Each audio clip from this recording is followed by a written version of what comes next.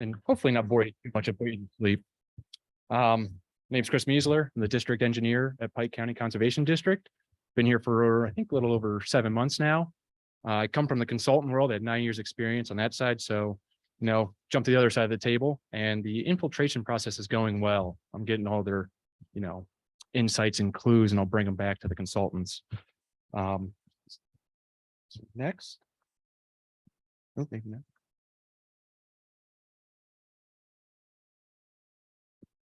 Hold on. Let me see if I can figure out technology here. Yeah, just thing on. What we'll be discussing today. Today, we're going to go over what is the MRC, what's the justification for use, system components, benefits of using the system, some design criteria we're going to be looking for, what worksheets you should be providing in the reporting sections, and we'll run through a design example. So what is it? The MRC BMP is an approved alternative BMP. And as you see here, we have a link to where you can find the approved alternative BMPs pages on DEP's website.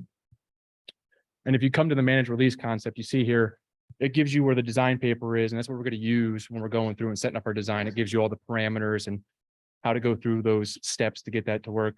We also have the design summary sheets going to be in there, and that's going to have to be included in your reporting.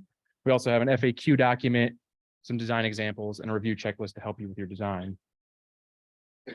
So we're going to be using this BMP to help meet your 102.8 G2 volume requirement. And it's going to be done through volume management. When you want to use this system is going to be when you're, you have a site and you find out you're going out there doing your testing and your infiltration is not really, feasible for what you need. This might be an option. If you do an above ground MRC system and it's vegetated, it can also help you meet the water quality requirements. If you need to also, we need to also meet the rate control. You need to meet your rate control as one of the requirements. So what you're going to be doing too is you can couple this with another BMP to help you meet that requirement. And what we see most commonly in Pike County is retrofitting. You go out there, you design your infiltration system, and through construction, they compact the base and bottom, and you're not getting infiltration. You can come in and retrofit it with the MRC.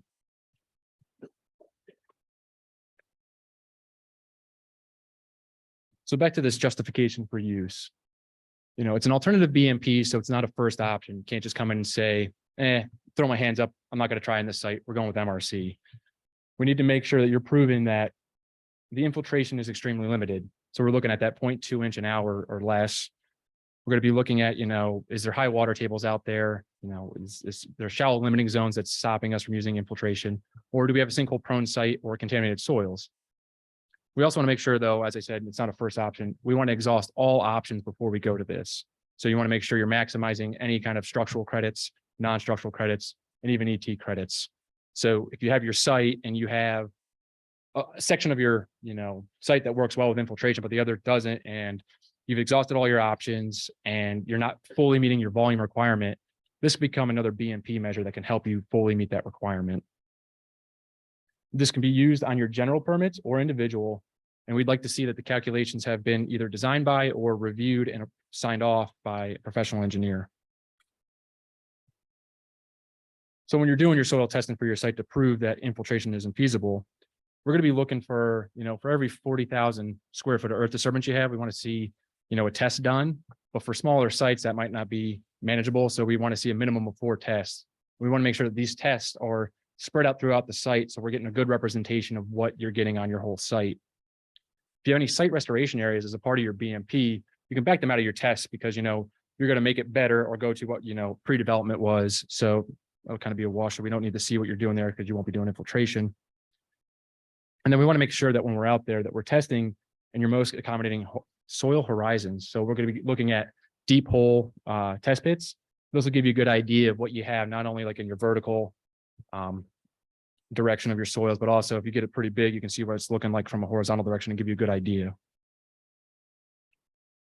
When it comes to the review of this, we're going to be looking at this more so on the general side. If you're coming in with the PAG02 and you have the MRC as your alternative design, if you're submitting to a conservation district that's not delegated, which means they have a, district engineer on staff.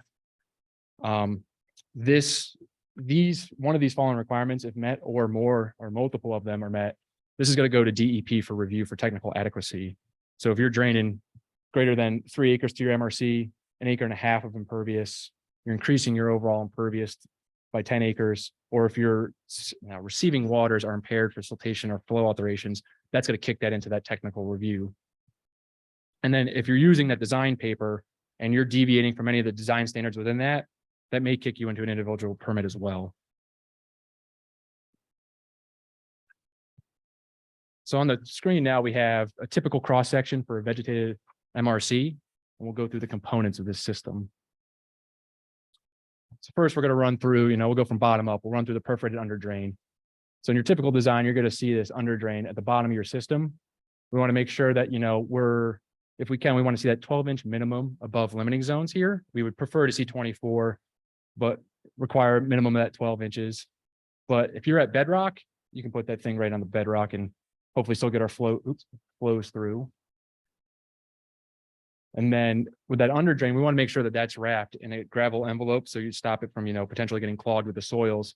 But we want to make sure that when we're designing that, and the contractor knows as well, that only that under drain is getting enveloped in, stone. We don't want that whole bottom to be stone. So all the water comes down through our system's got to filter through that soil, and that's what's going to help us with, pollutant removals and the water quality aspect. And then this under drain will feed into an upturned elbow. So this upturned elbow is going to be kind of the control structure for your outlet of this media depth, or your media depth in your IWS. And that's going to be a solid pipe. And what we're going to have in here, what we'd like to recommend is when you're designing that you have a threaded cap on the end of that. And on your upstream side of that, we want to see some sort of like clean out. So if you need to come in here and maintenance this thing, that'll make it much easier on the back end. Next, we'll go into the internal water storage area, or internal water storage. This is the part of the media where it's going to be between the upturned elbow, or below your upturned elbow, but below your under drain. In this area, we're going to be looking for a minimum of 1 foot. And in this 1 foot, in the soils that we have here, we're allowing that you can take 30% void ratio for your soils, but we're going to consider that area is 50%, saturated in this condition. So when you're doing your storage calculations, you're going to be taking 50% of whatever you're using, which will be at 15% voids. You can use other void ratios, but we're going to want to see some kind of proof and why you're saying that you're using a different void ratio than what the design is calling for. And as stated before, this is where in the media depth is where all you're going to get that pollutant removal, denitrification, all the good stuff there. So the next we'll walk into the actual media depth. So this here, we're looking for this to be a minimum of 2 foot depth. So with that depth, we're going to be including the IWS and what we would consider the dry soil above that.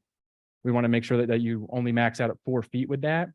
And that whole dry area can be assumed to be the 30% void ratio. And we're still going to maintain that 50% down here, which will be 15%. So next we're going to come into our ponding depth. So when you're doing your ponding depth, that's going to be anything we're allowing for above our system.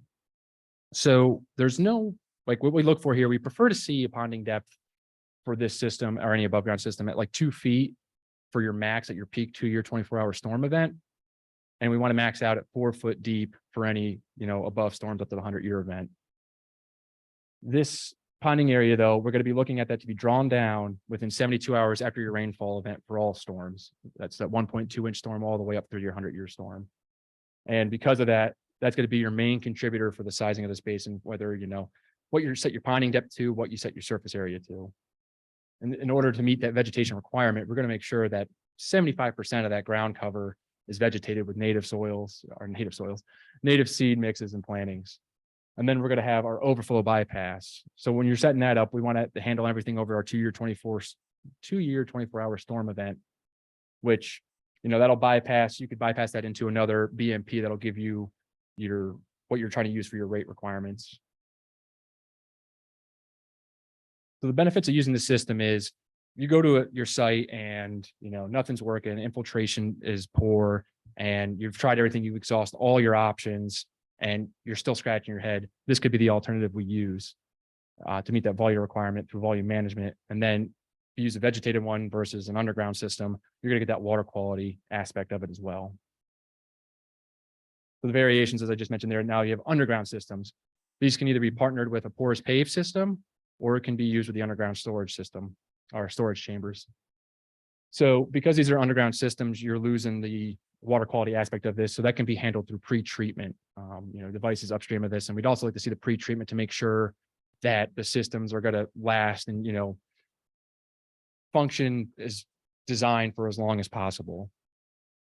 With the porous pave system, we're going to make sure that you have a pretty strong, vacuuming system to make sure that porous pavement is still functioning the way it was designed to through the whole thing. I know the porous pavement sometimes spec, we put it in, no one maintains it, gets clogged, doesn't work. We want to make sure that's included if you're using the our MRC as a porous pavement system. So what we have here now on the screen is our typical control structure for the MRC. And so we have our underdrain proposed, we have our IWS, that our underdrain that feeds into our upturn elbow, we have our IWS system depth, the rest of the media depth. And then you're going to want to set a 2-year orifice. And typically when we set this, we want to make sure it's at the 1.2-inch water surface elevation. And then you're going to have your, another orifice potentially to handle all your higher events. So we're going into the design criteria of this. What we're going to be looking for is as a release rate for allowable discharge from that upturn elbow is going to be based on your 1.2-inch 2-hour storm event. And that's going to be figured out from that 0.01 CFS times the equivalent impervious area, which we'll touch on. Then for the peak flow, we're going to be looking at that post-construction 24-hour flow event being reduced down to the 1 year 24-hour pre-development rate. And then your ponding area, as we said before, we want to see that dewatered down to the media depth in 72 hours after your storm event for all storms. Again, this requirement is probably going to be the one that dictates the size of your BMP that you're going with. And the first orifice that's not the under drain, usually want to have that set as close to the media depth as possible because that'll help with dewatering times. So what we have here is the distribution for that 1.2-inch 2-hour storm. And we're showing it in graphical form, graphical and tabular. And these printouts are coming from the HydroCAD software. So when we're looking at this, we'll go into our 1.2-inch 2-hour analysis. So what we want to do is determine what that volume is getting to our MRC. Then after we determine that, we'll make that our V.12. We're going to look into the equivalent impervious area. So what we're going to do here is take that V1.2 in cubic feet, and we're going to divide that by the product of the 0.0833 feet by the 43,560 square feet. And there should be a per acre there. So that gives us an acres when we cancel out all of our units. And then we'll go in to determine the allowable discharge through the under drain. So that's going to be based on now that number we just figured out with our equivalent impervious area. We're going to punch that into the 0.01 CFS per acre. And then that's going to give us what that allowable flow can be out of that upturned elbow. So once you have all that determined, you'll go through, route your storms, taking the correct void ratios of your soil, and kind of doing an iterative process to find out what works for your sizing. So when it comes to the 2-year storm analysis, we're going to take that 2-year 24-hour storm and reduce it to the 1 year 24-hour storm event like we discussed. And then for the 2 through 100 years, we want to make sure that we're meeting those watering times of 72 hours after your storm event. Again, make sure we're paying attention to those void ratios of your soils. And then for the volume management portion of this, it's going to be whatever the 2-year volume you're routing to your system. That volume that gets there is what's going to be determined to meet your change in 2-year volume. So if you're just getting it to there, you'll be considered meeting that volume. If it's, if you have 10,000 CFS and the volume you're pushing to your MRC is 12,000, you've met that requirement. So when we go to the reporting, we're going to be looking at that MRC design summary spreadsheet, which comes from that alternative list on DEP's website. We're also going to be looking for the PCSM module 2, which is provided with all of our submissions, and the PCSM spreadsheets.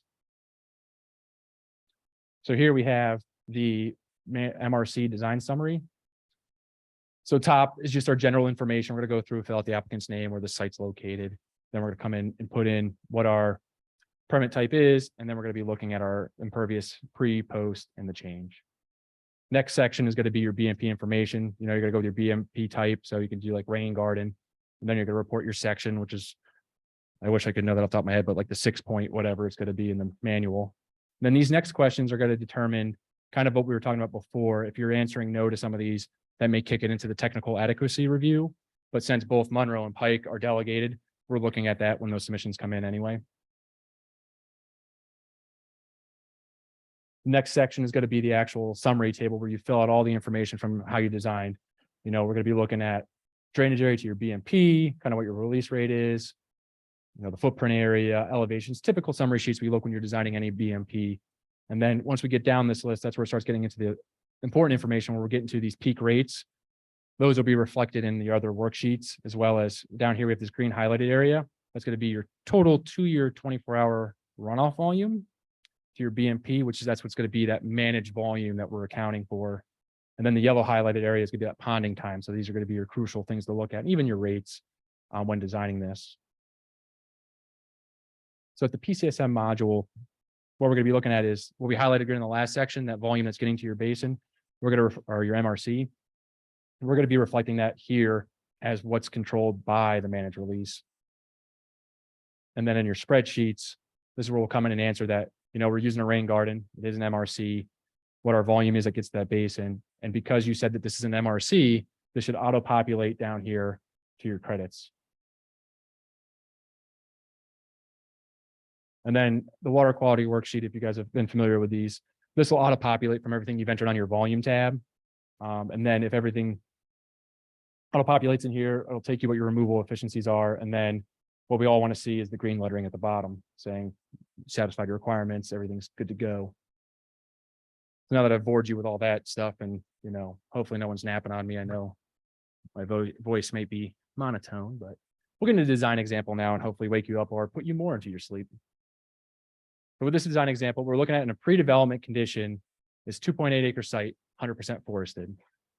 Post-development, we're going to come in and do 80% impervious and 20% grass. You see here, we're going to drop a building in, put our associated parking, our new driveway, and then lawn, everything else, and go into our MRC. So what we're going to do is go to our volume management tab, punch in our preconditions, find out that our pre is at 9,000 cubic feet, come in and punch in our impervious and our open space, our lawn areas for post. That'll give us that 27,000 cubic feet. And what we'll have to manage for in that change in volume is at 18,196.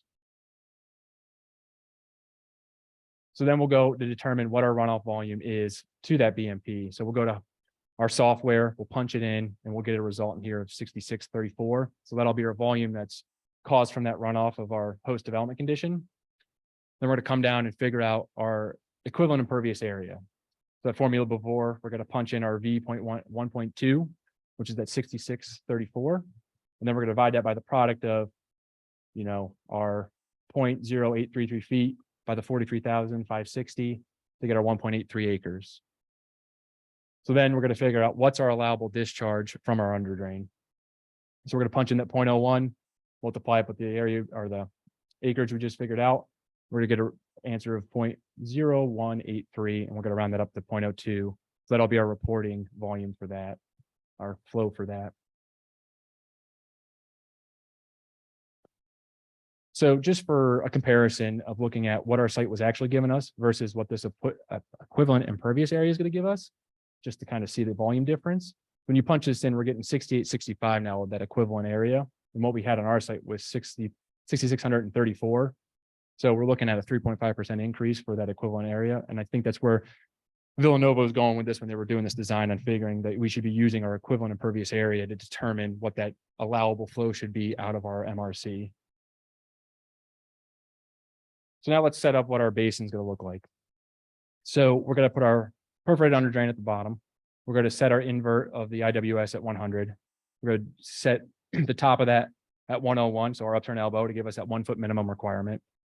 And then we're going to do another foot for our media to meet the 2 foot depth requirement there. And then we'll provide 2 foot of ponding depth above the surface. So now we know we need to make sure that our under drain is meeting that 0.02 requirement. We have a 2-foot height here. So we're going to use 0.8 inches as our orifice in the under drain. So then we go over to our software, punch in our numbers, and we see for the 1.2 inch storm, our outflow with the design we have meets that requirement. We're at the 0.02. Then we see what our water surface elevation is. We're coming in at 102.01. So we're just above our media depth. And then we took into account our 15% void ratio and our 30% in our under media depth and our IWS. So let's go over and see what we get for dewatering times with this setup. So here what we're looking at is at the end of our storm, we're just above the media depth. And then, and really at hour 4, 2 hours after, not 4, we're back at our depth. So our base and our MRC is dewatered to that surface elevation. So we're well within that 72 hours.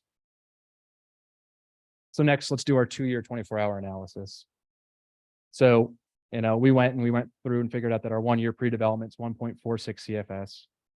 So we're going to make sure that we set this orifice at the top of our 1.2 inch storm's water surface elevation. We're going to design it at 1 foot by 8 inches at that 102.1. So we'll input that information into our software and kicks out. So we have our volume that's getting to our basin of 25,836. So we'll need to keep that in mind because we'll have to report that. And then our outflow is going to be that 0.97 CFS. So we're meeting our requirement of bringing the 2 back to the 1. And then for our dewatering times, at the end of our storm, we're at 102.2. So, just above 2 inches of standing water. And at hour 60, we're back at our media depth surface. So we're at the 36 hours, well within the 72 hours. So now we'll go through and do our, upper end of this. We'll route the 100-year.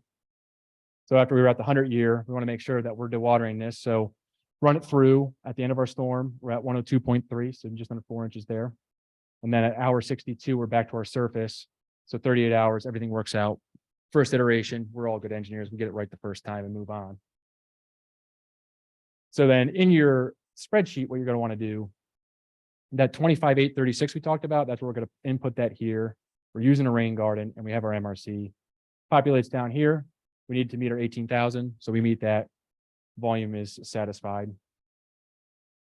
But let's say we decided we wanted to design this with a standing pool.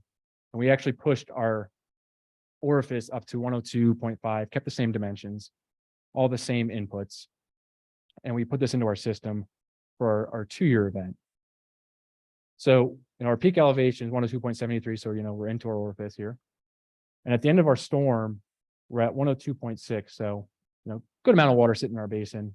And then we go down to our 72 hours and we see here, we still have about, 2 to 3 inches of water in there. So we're not going to meet our requirements.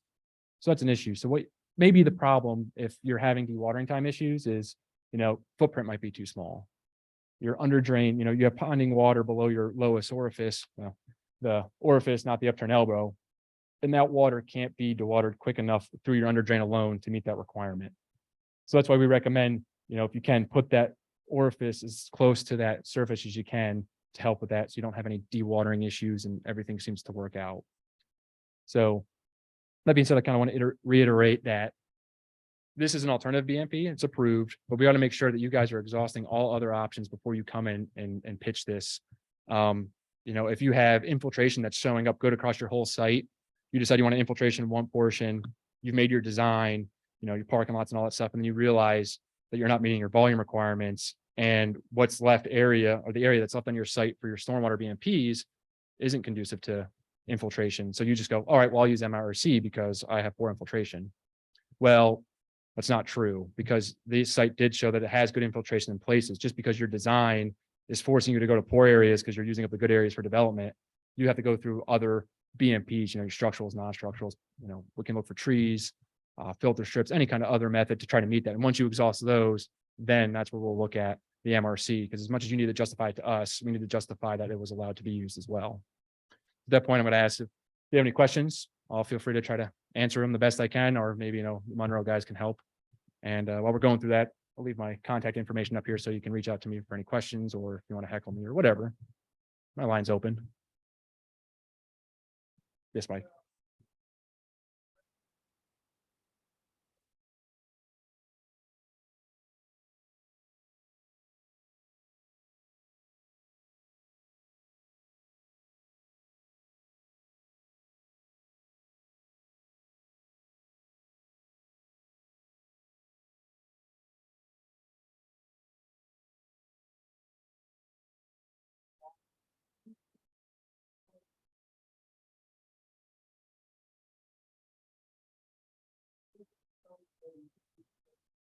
the 40% savings is trying to first foot 20%.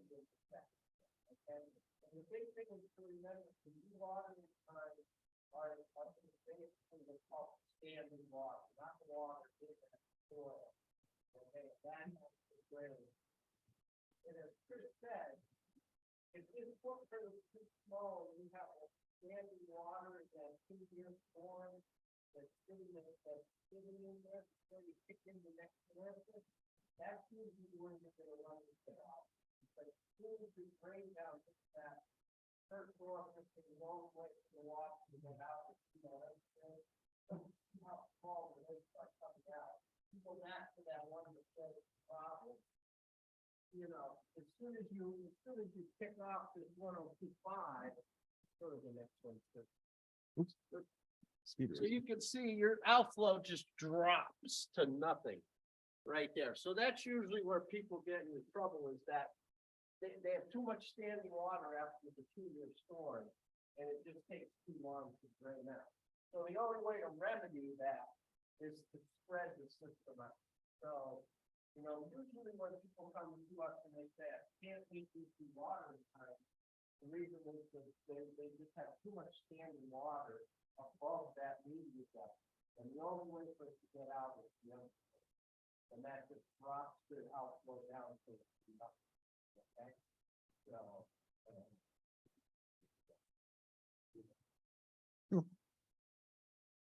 Yes. go to the form.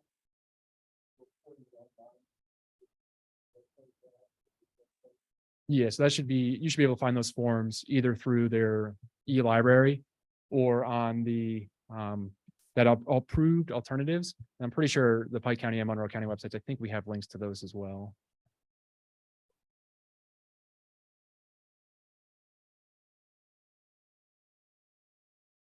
Yeah, so for this example, HydroCAD was used. But I mean, all the systems, as long as you get your input information for that 1.2, I think that's the only storm that you would need to get those inputs.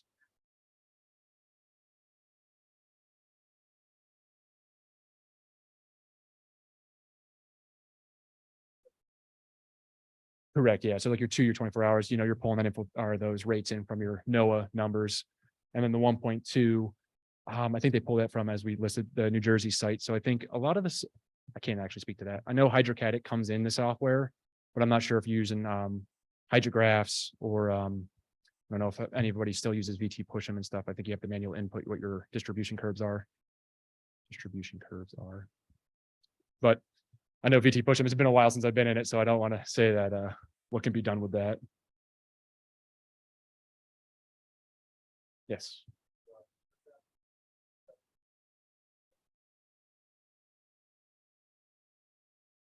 So the question is there any limits on the ponding depths for below ground systems?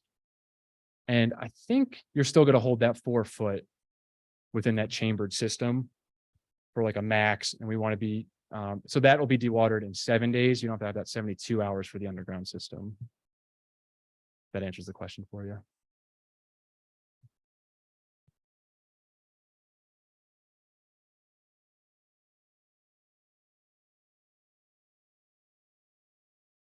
So the question was for using these in high groundwater areas. You can put a liner on these systems. And I don't know, Mike, if you can talk better to that, or Drew, about if we want to actually use these where you have that groundwater. I know with any kind of BMP, we don't want that groundwater feeding underneath our system, because then there's always a water flow in there, and our calculations aren't taking that into account.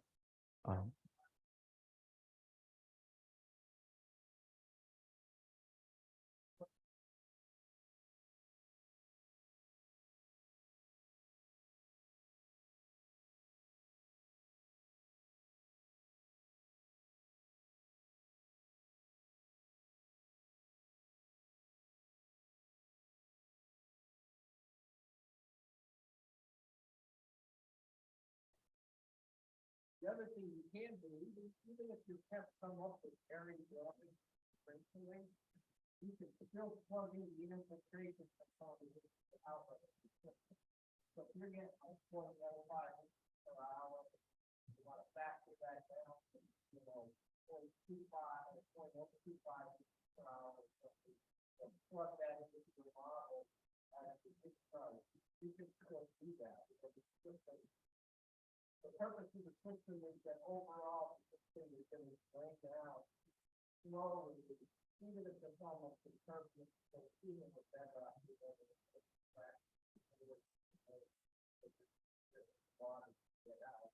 so you can't plug it. Yes.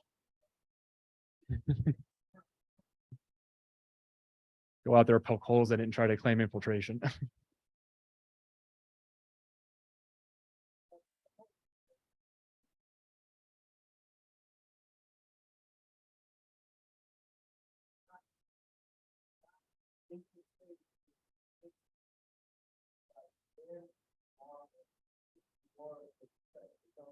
The regulations say don't take infiltrate. So this is a mandatory. This is a mandatory. Correct. You could have the possibility of that what is always factored, but that's why we're only saying 50% or or the seasonal content back down.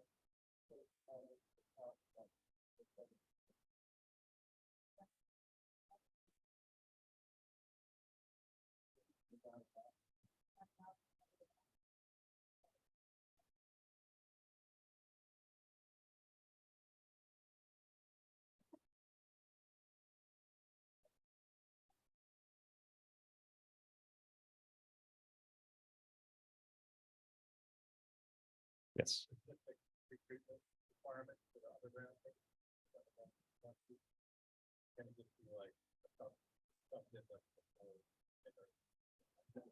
Yeah, I mean, you can any kind of, typical, if it's the sump inlets, any kind of inlet inserts, whatever, if you want to do an inline system, whatever you would need to do to help protect that. But yeah, I mean, if the sump inlets is a approved condition that I think would help. So that would be, I think that'd be approvable to have those as a pre-treatment.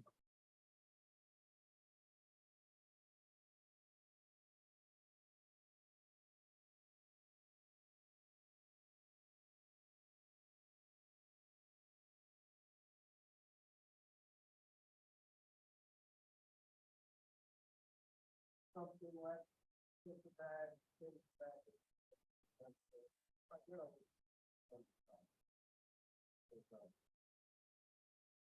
that's why we like to see the underground school and out of structure as well. We like to keep it active. There's a small after you can spread off and like that. Like that, and get out and just tap back on and stuff. That's something that you could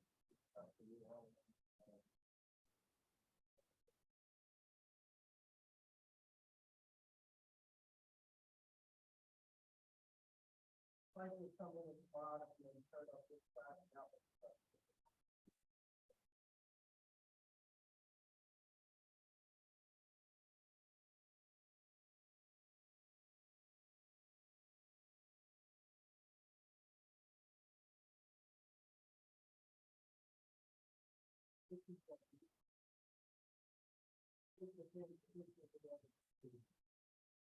You want to see that in something that happened in and what's going on.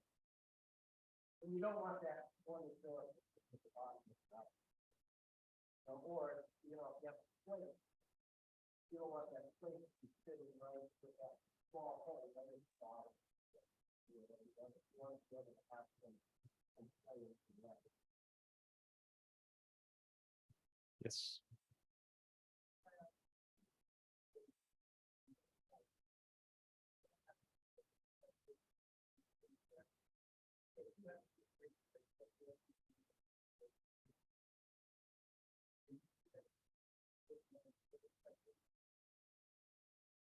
Yeah, because the system wants you to use any kind of that natural what can get in the ground as it is. Well, so you'll still need that 1 foot minimum for any kind of like the limiting zones for our minimum air unless it's bedrock.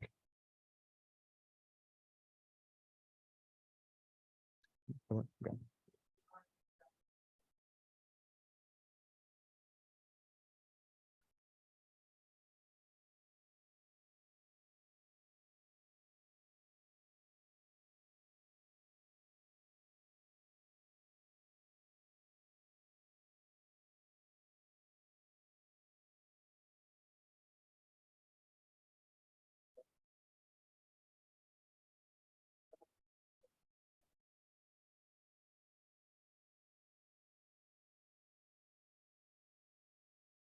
So the vegetated condition will help you meet that requirement. If you're doing subsurface, you're gonna have to use other BMPs to meet your water quality component.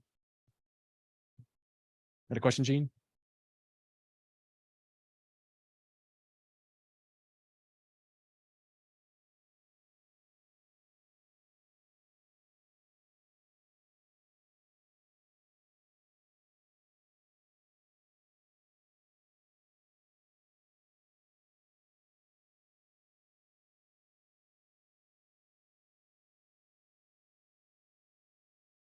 You're saying like to install that within the system, so there is no flow out in your winter conditions that prevent damage to that system because of freezing.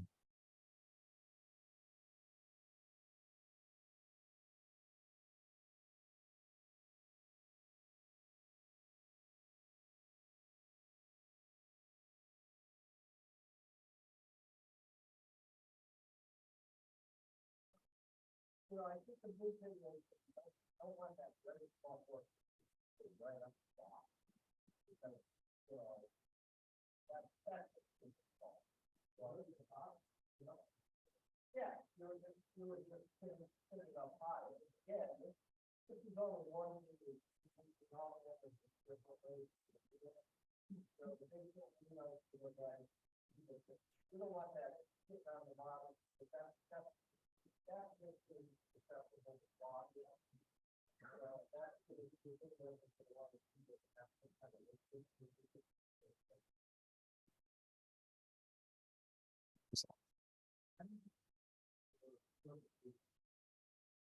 So yeah, so that'll be kind of set up in your own end maintenance when you're doing the street sweeping and back trucking that, just to make sure that's still functioning and kind of giving you that filtration before it gets down into the system. And if you happen to have any, I know some of these porous pave systems, you'll have it all run off and then there's like that trench at the end. That'll help you with that filtration as well for pre-treatment. Yes.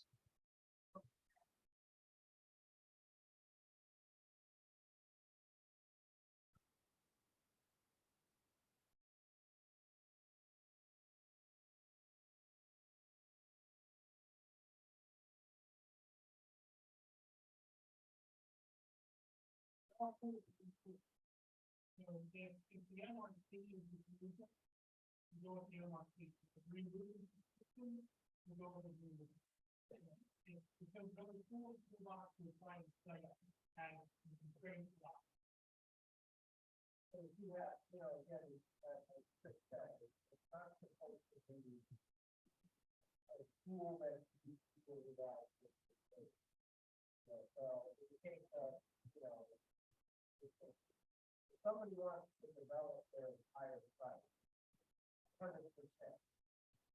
And then comes to us and says, I gotta do everything. Well, why do you do it? Because I don't know. That's not, especially just doing. These folks would be, the interface to the show the profit like the interface to the property $50.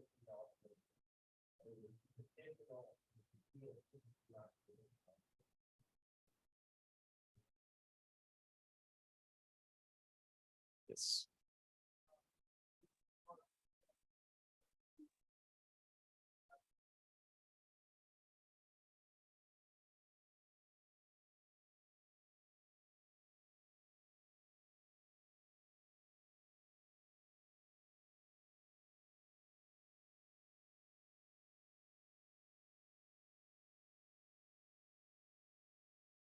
I think through this as the regs are reading now, they're expecting that still to be done even on karst sites. So then that's where, maybe that liner will come into play. And I think there may be, depending on how DEP would view that, if you have a geotech that's signing off on a report stating that, this has been proved that, karst site infiltration is not gonna work, or we don't want to infiltrate, that could be something that we can use to count that as justification for going to the MRC.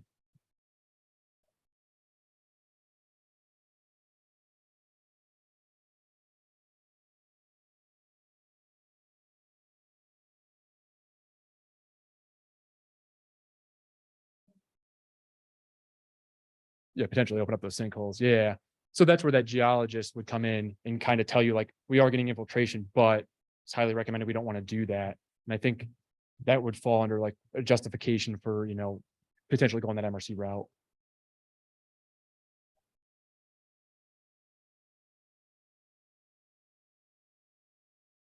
No, we'd still have to have some sort of test pits done to show them.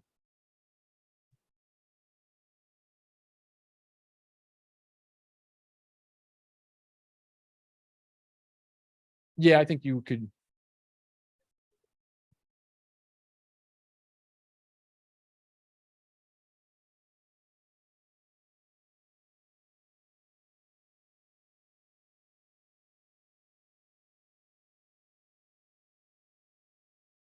Yeah, because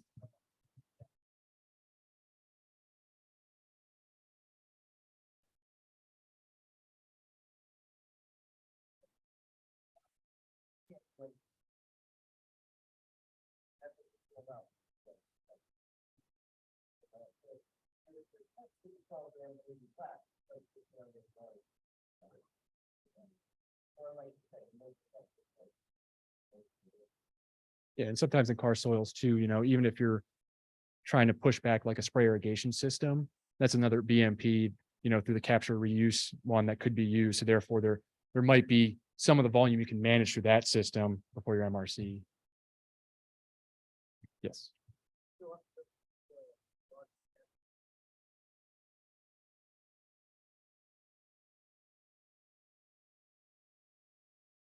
Yeah, so for any site you're developing, for the regs, we need to have that kind of pre-site characterization. So we're gonna be looking for geology reports or some some sort of soil testing. Because, using that web soil survey, just a desktop tool, but we'll need to prove kind of what soils are out there. So we'd still be looking for that report. So to do that report, there would be some testing associated with that. I'm sorry.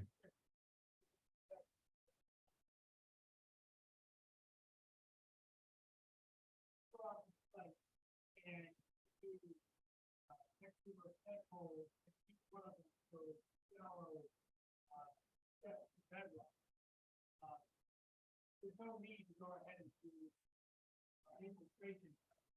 Because the soil testing that you have shows infiltration isn't going to be feasible because of the shallow. So I think there's a misconception that we're saying, or the guidance is saying that you have to do infiltration isn't necessarily.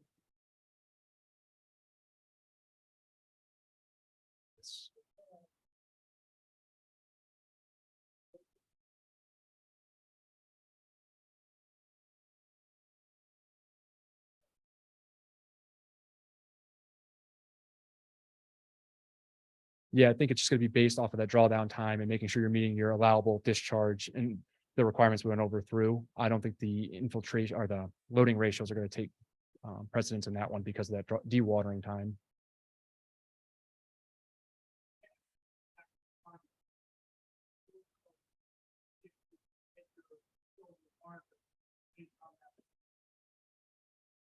Yeah, that'll be the driving factor of that design.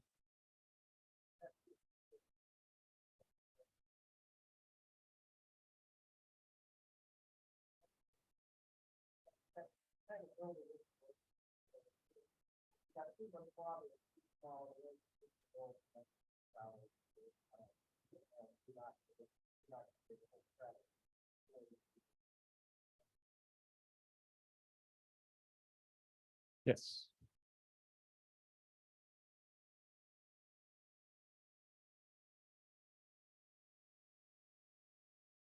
I'm gonna say probably not. I think that's a locked spreadsheet, so there's gonna be no way to punch in those numbers to get that to work per how it's been set up. You know, DEP has that locked, so it's tough to alter it.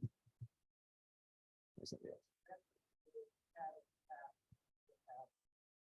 done a worksheet, it's done a spreadsheet. It's easier to get the 1.2-inch volume, and then set report back to that week, or whatever you can. But this whole EMP is predicated on the routing. So you have to do routing in this case, in order to get the volume, set for the.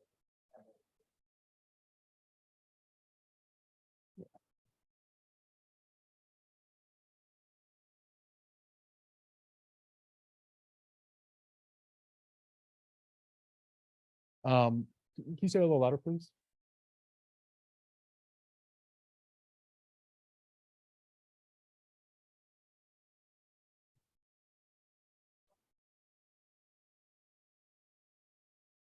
How they determine that it's 30% and 15% from an assumption rate versus if we're coming in saying it's 25 or 40%. That one I'm not too sure of. I don't know if Mike or Drew knows where that. So the question. Yeah, kind of talk about where those assumptions came from 30% and 15%. The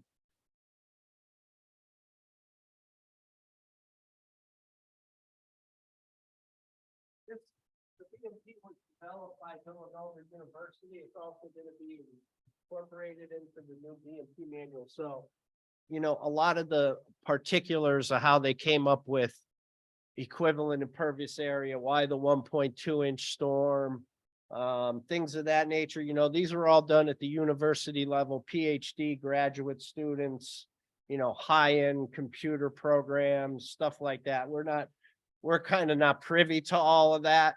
So why some of these things are the way they are, we just haven't been in on those conversations till it got to the point where this was kind of distributed out.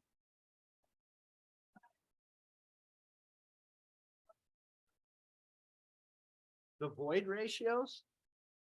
Well, if you have literature or something that you can justify those numbers, sure. Yeah, so if you're Oh, if you're using your design standards, that 30% is what's given. And then in the IWS, the 15.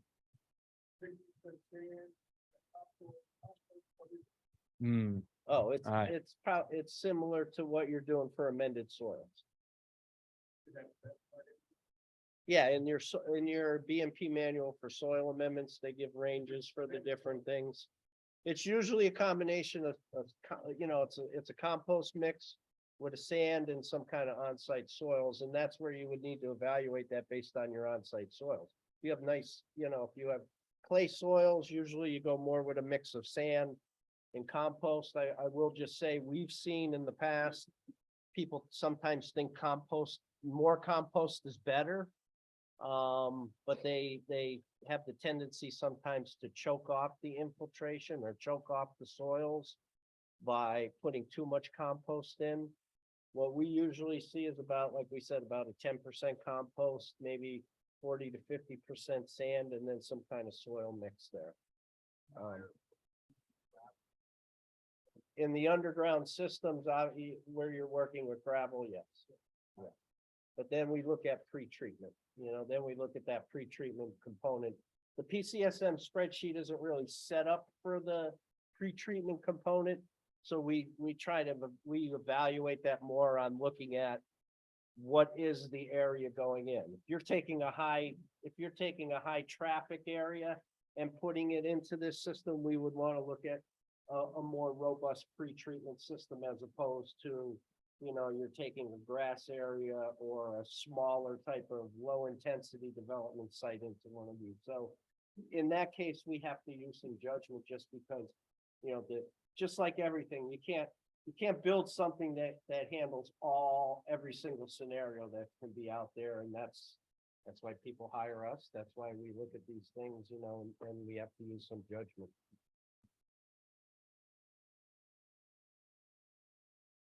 Any other questions?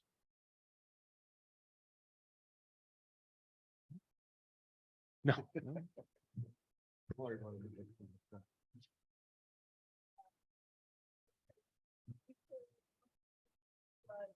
next presentation about this stuff,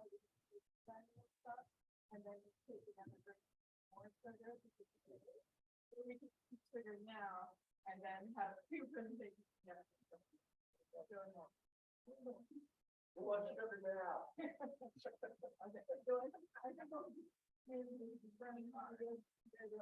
there is I think you have enough to throw around some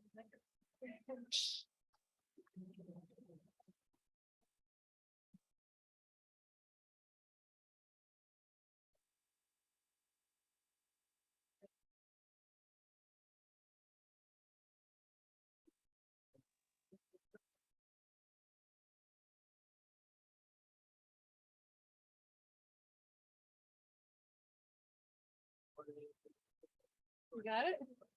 Yeah.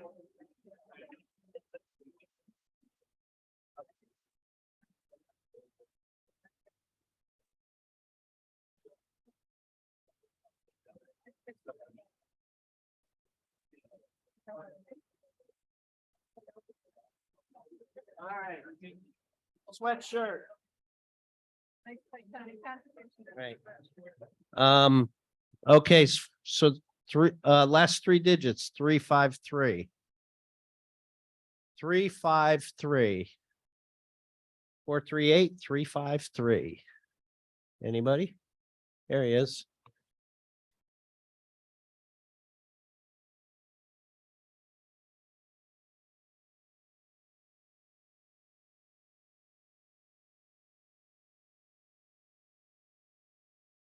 Okay. Green water bottle, 323. 323. Anybody? There we go.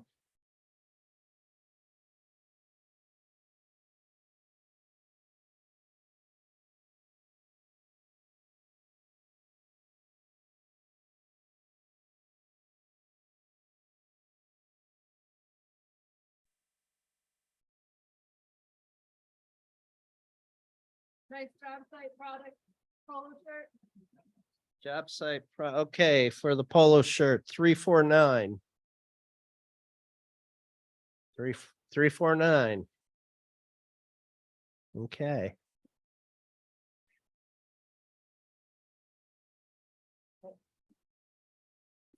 No, it's you. Huh? Yeah. Story one with the same shirt, but I think that. What do you want? I'll do that. Oh, just to remind everybody about your QR code in the questionnaire.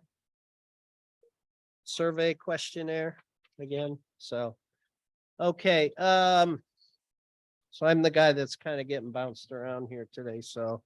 Draft PCSM manual. How many people have read the new BMP manual? Cover to cover, 750 pages of chock full excitement. Huh? You guys haven't done it yet? Don't feel bad, neither have I. Not the whole thing, that's for sure. But we're not going to go through 750 pages in 15 minutes, so you can breathe easy. I'm just going to try to go over some of the highlights or some of the things I've seen so far in it. So we're going to talk about how it was developed, the approval process, some of the objectives that are in the new PCSM manual. So we don't get to call them BMPs anymore. We get to call them SCMs now. Okay. So we have to retrain our brains. So now they're called stormwater control measures. Okay. We'll talk a little bit about options for volume analysis, water quality analysis, peak rate, and then some other changes and requirements that are in the manual regarding some of the other things here. So again, this is broad brushstrokes here. Okay. So this was developed by Villanova University and NTM Engineering over a period of years. It's kind of still being discussed in some ways about modifications. So it was in the PA Bulletin for public comments, a 90-day period. That 90-day period ended on April 28th. Did they? Yes, they posted Pennsylvania. So, uh, yeah. So at that time, they were expecting thousands of comments. I don't know how many they did get. I guess nobody here gave them 1,000 comments, so we'll see what happens. So then now they have to, so when they get these comments, they have to evaluate all these comments. They're going to have to do a comment response document. And then there's approval, implementation. I'm sure there's going to be detailed training on this. So we're getting there. ETA is yet to be determined, I guess would be the best way I would say it at this point. But it's out there for people to start looking at. So we can post a PDF file, a copy of it on our website, if you want to access it that way. Like I said, I did not go through all of it at this point. I tried to get just some of the major highlights. So the PCS objectives are broken up into this kind of 4-part piece here. Okay. And the point is that you're going to kind of work your way down through this flow chart. Okay. Starting with non-structurals, volume, MRC, rate. Okay. And we got some new SCMs for us all to play with. So let's look at the first one. So this objective A, which you evaluate first, protect the natural landscape features and manage those through these different BMPs, okay? And at least 5% of the net change in volume should be managed under this objective unless you can demonstrate that it's infeasible, okay? And these are the BMPs that are basically under that. The other thing they're trying to do with this BMP manual is they're stressing resiliency, you know, that these BMPs or SCMs should be resilient. Okay. So again, these are pretty much the ones we've seen before. Protects stormwater features, natural open spaces. Then we have enhanced SCMs, which is where you're actually improving these facilities, disconnection of an impervious surface with a filter strip. Okay, so a combination of maybe running the roof drains into a filter strip, filtering through the filter strip. Okay, then they have different modifications within those. So you could see here, steep slope disconnection, pre-treatment, walking or biking path disconnection. So they're trying to build some more options into these SCMs. Buffer establishment, floodplain restoration, soil restoration. So again, you have a steep slope or a biological restoration or an exposed subsoil restoration. So if you're taking maybe some of these sites, brownfield sites that have been manipulated over time, and you kind of enhance some of these things, you can get credit for that as well. Retentive grading. So these are our diversion berms, filter sock, media sock, things of that nature as well. And then your swales. Okay. So again, the swale component, the PCSM spreadsheet is still going to be available in this. They're not giving us, now that we're used to the PCSM spreadsheet, at least they're not going to take it away from us. So that'll still be there. So these are like the kind of like the non-structural BMPs that we've talked about in the past. Then objective B is pretty much our standard volume control that we're kind of used to. Basically take that 2-year 24-hour storm and take the post-development volumes back to the pre-development volumes. Okay. And again, these are pretty much a lot of the BMPs we're used to. There may be some variations, bioretention, bioinfiltration, again, rain gardens, swales, tree pits, tree boxes, sidewalk gardens, some of the smaller things. If anybody's familiar with the Philadelphia Water Department, the Philadelphia Water Department uses a lot of these types of facilities as well in their area. Surface infiltration, permeable pavement, infiltration trenches, underground systems, bioretention, green roofs, okay, regenerative step pool system, okay, constructed riffles, things of that nature. Stormwater capture and reuse. Again, these are, adaptive systems, planter boxes, rain barrels, things of that nature. A blue roof, combination of green and blue roof. So again, this is like a storage system. It could be a vegetative system with some kind of open water storage system on top of it. Stormwater treatment wetlands, engineered wetlands. So that's a new one that they've added to the list. Water quality filtration and treatment. So these are pretty much our standard, kind of the standard things we're used to for BMPs for the volume control requirement. Objective C is basically our MRC that we just talked about, where you've shown that your site is problematic or infiltration is not feasible or infiltration is not something that you is desirable for whatever reasons. Okay. So that again is looking at these type of systems, and they've broken it down into a bioretention one, a storage system, which is, the underground system, pervious pavement, things, with a pervious pavement component or something. And then in the karst situation as well. So what we talked about, just now on MRC, this is kind of expanding it and going into even some more detail with those systems. And then our final objective is the rate control, the peak rate control objective, which we're all kind of already used to. This is interesting. Provide a separate SCM for rate control when the drain